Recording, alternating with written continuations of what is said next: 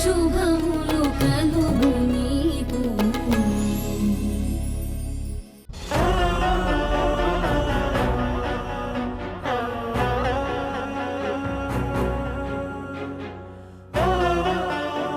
అమ్మా హాసిని, నాకు దూరం అయిపోయావా?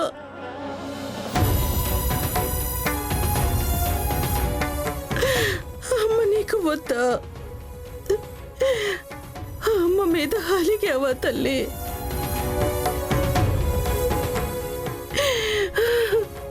వద్దమ్మా, అలగమ్మా, నేను తట్టుకోలేను.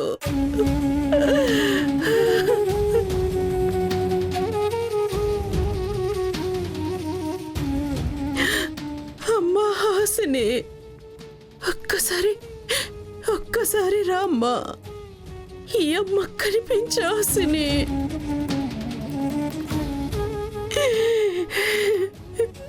నా తల్లి, ఏడవద్దమ్మా, ఏడవద్దు.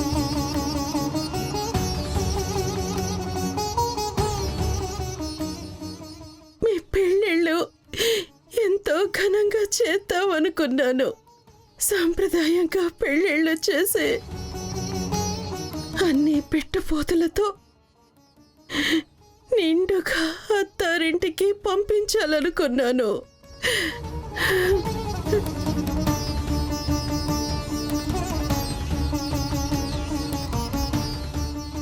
కానీ నీకు నెత్తి మీద 4 అక్షింతలైనా వెయ్యలేకపోయాను. ఈ అమ్మ మీద అలిగావా తల్లి? అమ్మ హాసిని, అమ్మ హాసిని.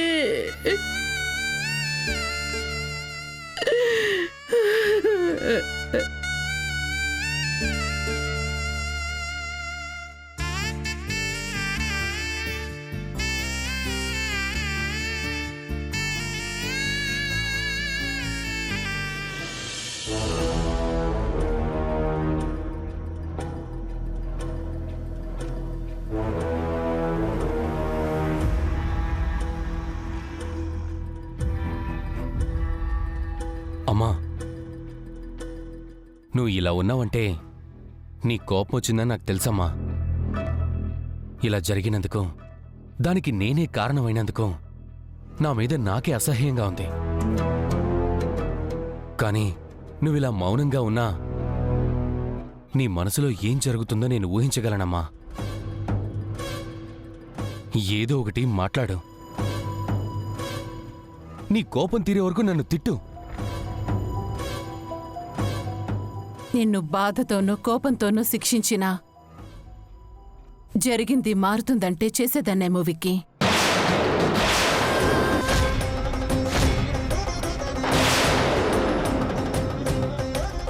కాని వెనక్కి తీసుకుని అడుగు ఓడిపోయింది.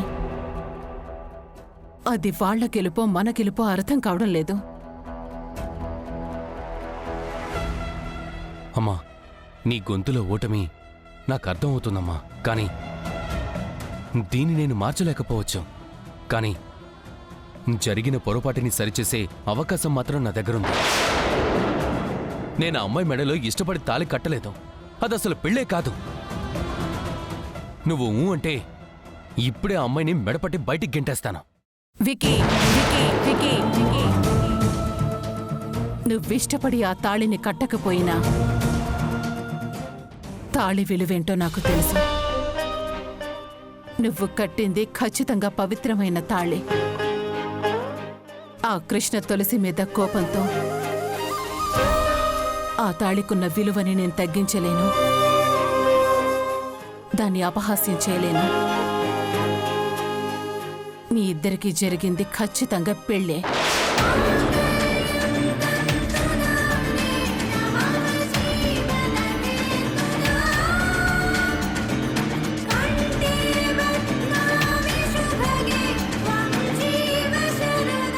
మనకిష్టం ఉన్నా లేకపోయినా ఆ అమ్మాయి ఈ ఇంటి కోడలు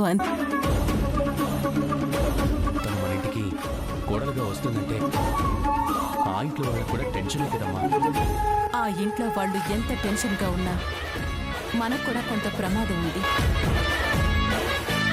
మనం వేసే ప్రతి అడుగు ఆ అమ్మాయికి తెలిసిపోతుంది కాబట్టి మనం చాలా జాగ్రత్తగా ఉండాలి. అలాగే అమ్మా.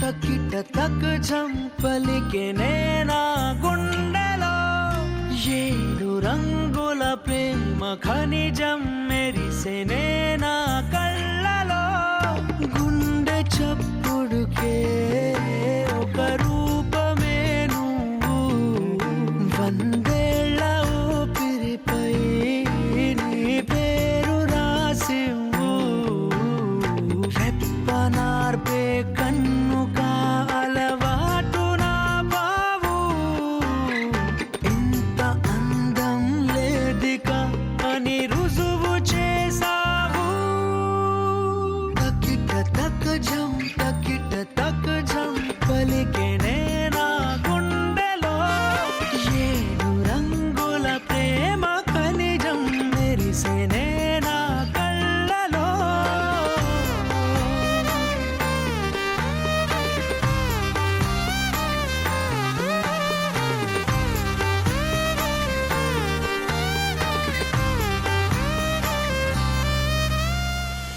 మిమ్మల్ని క్షమించాలా?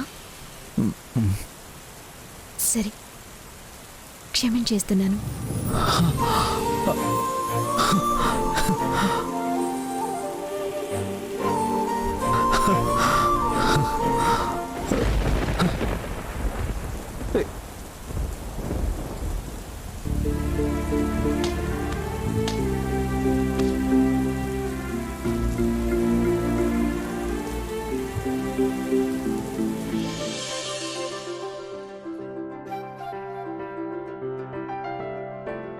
అక్క, ఎవరెన్ని ప్రయత్నాలు చేసినా చివరికి ఇండిపెండెన్స్ డే రోజున కలెక్టర్ గారి చేతుల నుంచి బెస్ట్ టీచర్ అవార్డు నీకే వచ్చింది. అవార్డు అందుకున్నాం కానీ ఈ మూమెంట్ని పూర్తిగా ఎంజాయ్ చేయలేని సిచ్యువేషన్లో ఉన్నాం. అక్క, హాసినికి పెళ్ళైపోవడం వల్లే మనం సంతోషంగా ఉండలేకపోతున్నాం కదక్కా. ప్రతి ఇండిపెండెన్స్ డే రోజు మనందరం కలిసి ఎన్నో మంచి పనులు చేసేవాళ్ళం.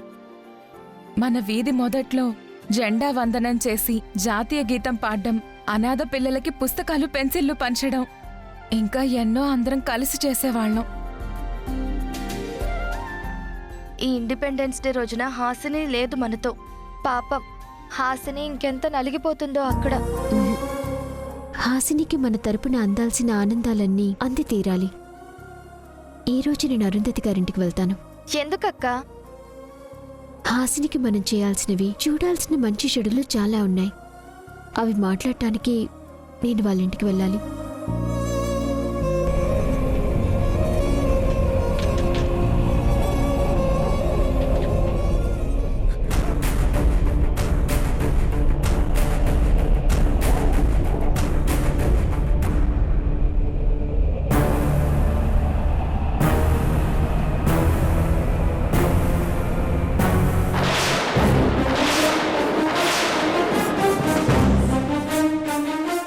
అరే, తాడు బాగా పాతదైపోయినట్టుంది, అందుకే తెగిపోయింది. మన జెండా కింద పడిపోకూడదు, పట్టుకోండ్రా.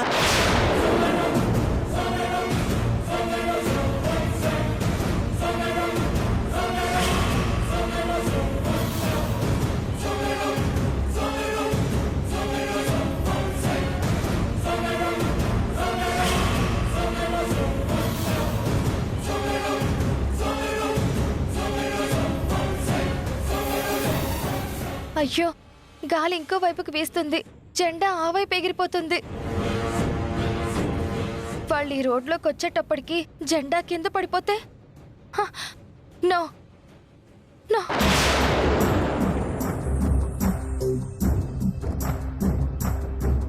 వందే మాతరం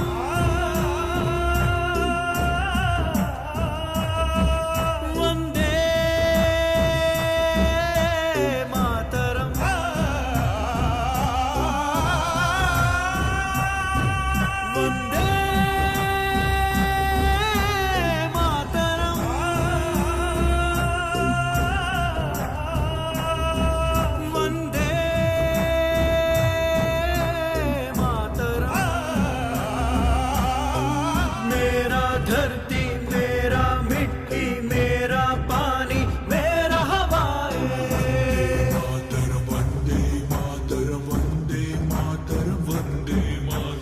मेरा धरती मेरा मिट्टी मेरा पानी मेरा हवाएं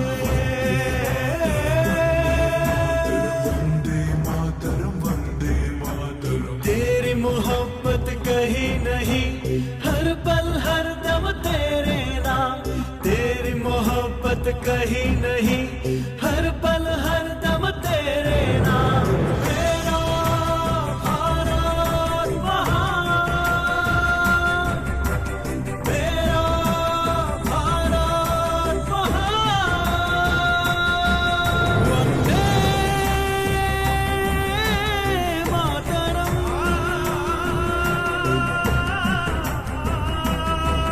वंदे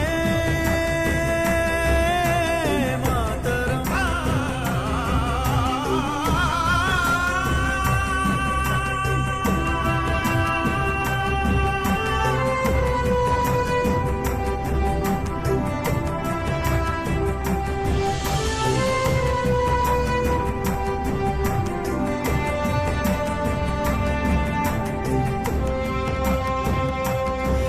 నా దేశమందు ఎందెందు వెతికి నా తల్లితనం నా భూమిలోన ప్రతి కణం కణంలో దైవ గుణం నా దేశం శాంతి పావురం నా భూమి బంగారు గోపురం. ఎంత సాహసం చేసావమ్మ కళ్యాణి నీ కాలు సహకరించకపోయినా మన జాతీయ జెండాని కింద పడనివ్వలేదు. అది మన దేశ జెండా బాబాయ్. మన జీవితాల కంటే కూడా మన జెండానే గొప్పది. వందే మన జెండా ఎప్పుడు జెండా ఊంచా రహే హమారా అని పైనే రెపరెపలాడుతూ ఉండాలి. అందుకోసం సరిహద్దుల్లో ప్రాణాలు అర్పిస్తున్నారు. మన జెండాని కిందకి దించాలని ప్రయత్నించే ముష్కరుల్ని ఎప్పటికప్పుడు తుదిముట్టించి మన జెండా గౌరవాన్ని సగర్వంగా నిలబెడుతున్నారు. అలాంటిదే మన కళ్ళ ముందు ఇలా జరిగితే కాళ్ళు లేవని చూస్తూ ఎలా ఉండగలను బాబాయ్?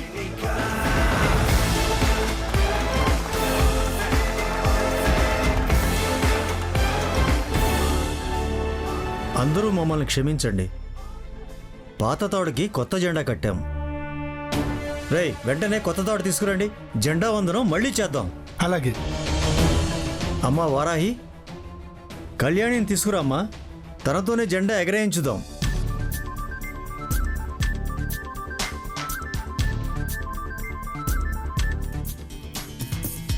జెండ పసిబోసి చిరునవ్వురా దాస్య సంకెళ్ళు తెంచిందిరా ఈ జెండ అమరుల తుది శ్వాసరా రక్త తిలకాలు దిద్దిందిరా వీర స్వాతంత్ర పోరాట తొలి పిలుపురా మన వెలలేని త్యాగాల ఘన చరితరా తన తనుబాలతో పోరు నేర్పిందిరా పొరి కొయ్యల్ని బుయ్యాల చేసిందిరా ఆ తెల్లోడి గుండెల్ని తొలి చేసిన అమ్మురా వందే మాతరం మనదే ఈ తరం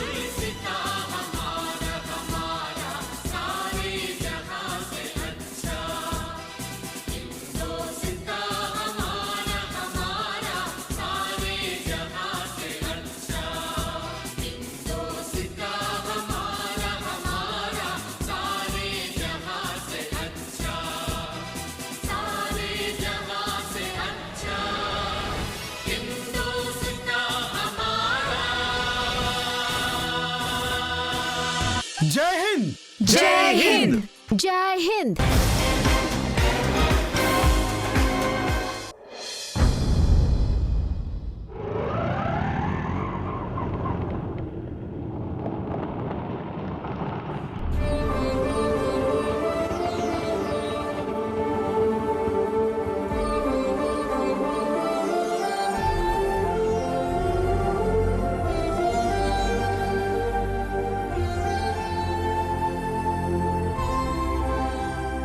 నా నాశనం కోరుతూ నువ్వు దీన్ని నా ఇంట్లోకి పంపించావు.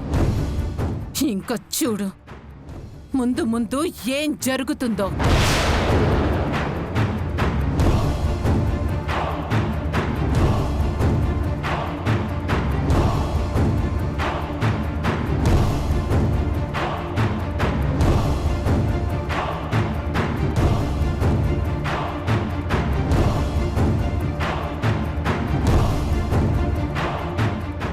ఆగో,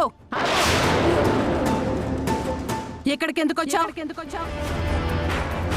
నిన్నెవరు రమ్మన్నారు?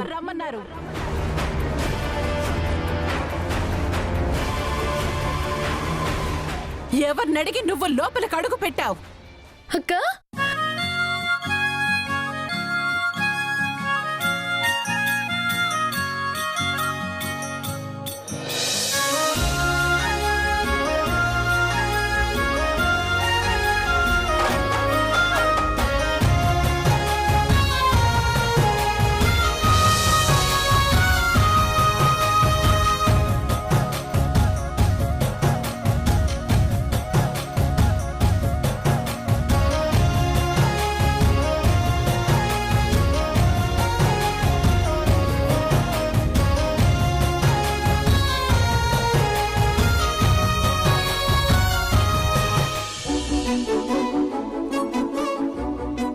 అమ్మా, తను మన ఇంటికి ఎందుకు వచ్చిందమ్మా?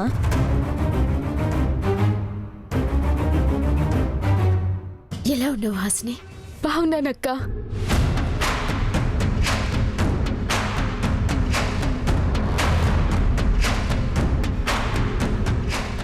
చూడు, నీ చెల్లెలుంది కదా అని నా పర్మిషన్ లేకుండా మా ఇంట్లోకి రావటానికి నేను ఒప్పుకోను.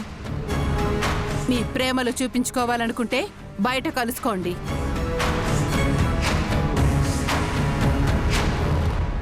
నేనొచ్చింది మా చెల్లెలి మీద ప్రేమ చూపించుకోవాలని కాదు, మీ సంప్రదాయం ప్రకారం జరగాల్సినవి తెలుసుకోవటానికి. జరగాల్సినవి అంటే అది ఎలా జరిగిందో, ఎందుకు జరిగిందో దైవ సాక్షిగా వీళ్ళిద్దరి పెళ్లి జరిగిపోయింది.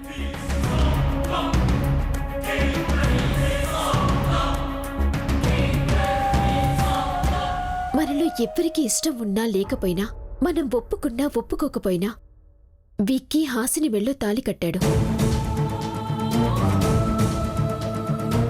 కాబట్టి విక్కీకి భార్య అయింది. విక్కీ మా ఇంటికి అల్లుడయ్యాడు. నో నో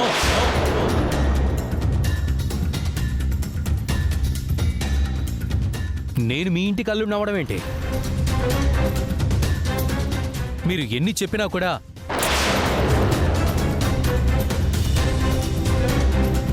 జీవితంలో అనుకోకుండా కొన్ని యాక్సిడెంట్స్ జరుగుతాయి. యాక్సిడెంట్ల వల్ల ఏదో ఒక కష్టం నష్టం జరుగుతాయి.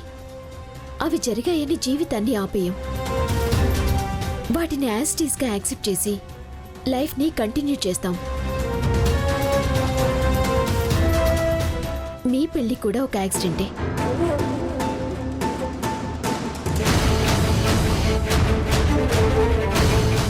దీనివల్ల ఏం జరిగినా దాన్ని యాక్సెప్ట్ చేయాలి, తప్పదు.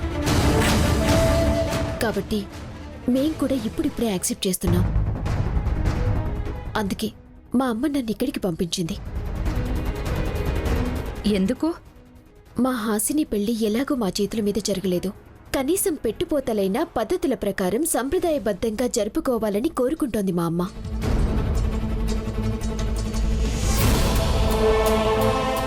ఆ విషయంలో ఏ లోటు రాకూడదని నన్ను పంపించింది.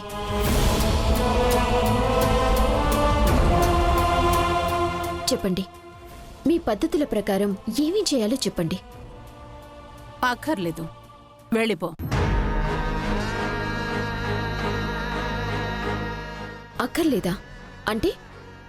అంటే ఏముంది, అక్కర్లేదని. నువ్వింక వెళ్ళొచ్చు. అది కాదండి.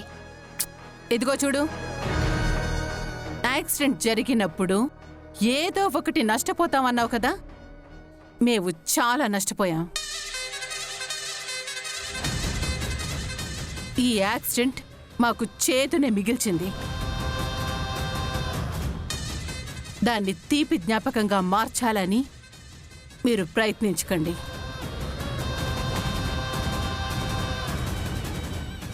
చేసిన అది తీపిగా మారదు. చేదు తీపిగా మారదని మాకు తెలుసు, కానీ ఆ చేదు తప్ప ఇంకేది దొరకదని తెలిసిపోయాక దాన్ని తిని ప్రాణాలు నిలబెట్టుకుంటాం. దాంట్లోనే ఏదో ఒక వెరైటీ కోసం ట్రై చేస్తాం. ఇది కూడా అలాంటి ప్రయత్నమేనండి. మీ ప్రయత్నం వేస్ట్ అని వెళ్ళి మీ అమ్మకి చెప్పండి. మీ ప్రయత్నం వేస్ట్ అని వెళ్ళి మీ అమ్మకి చెప్పండి. ఇదిగో అమ్మాయి, నువ్వు ఇలాంటి మోడర్న్ డ్రెస్సులు మీ ఇంట్లో వేసుకుంటావేమో గాని మా ఇంట్లో మాత్రం ఇలాంటి వస్సలు కుదరవు. నీకు పెళ్ళయింది, ఖచ్చితంగా సాంప్రదాయంగా ఉండే బట్టలు వేసుకోవాలి. నేనేం బట్టలు వేసుకోవాలో చెప్పడానికి నువ్వెవరు? నేనేం బట్టలు వేసుకోవాలో చెప్పడానికి నువ్వెవరు? నువ్వు ఆ డ్రెస్ వేసుకో, ఈ తిండి తిను, అలా చేయి ఇలా చేయని రూల్స్ పెడితే నేను అస్సలు ఊరుకోను. ఎవరికి చెప్తావో నీకు దిక్కున్న చోట చెప్పుకో. తా తా తా